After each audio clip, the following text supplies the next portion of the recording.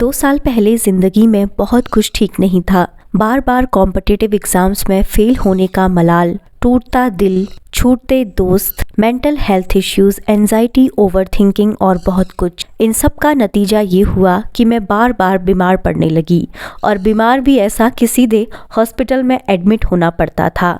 लेकिन इन सब के बीच मेरे पास एक ऐसी चीज़ थी जिसने मुझे इन सब से बाहर निकाला और मुझे ज़िंदगी जीने का एक नया ढंग सिखाया। मेरे पास था कला से प्रेम। बचपन से ही मुझे नॉवेल्स पढ़ने का बहुत शौक़ था और इस दौरान मैंने फिर से नॉवेल्स पढ़ना शुरू किया।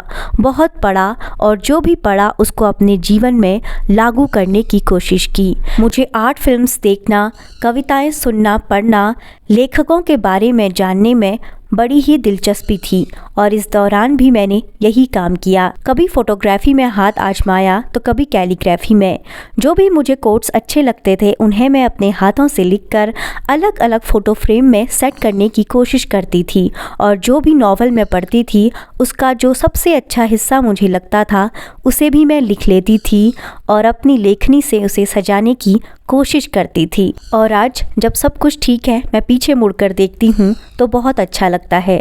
जो लोग जीवन से गए, शुरुआत में बहुत तकलीफ़ हुई, बहुत दर्द हुआ, लेकिन अब लगता है कि वो तो हमें डिज़र्व ही नहीं करते थे। जो लोग सच में हमारे साथ रहने लायक होते हैं वो हमेशा हमारे साथ चलते हैं बिना बहुत सारे एफ़र्ट्स किए, और जिनको जाना होता है वो 1000 कोशिशों के बाद भी चले ही जाते हैं।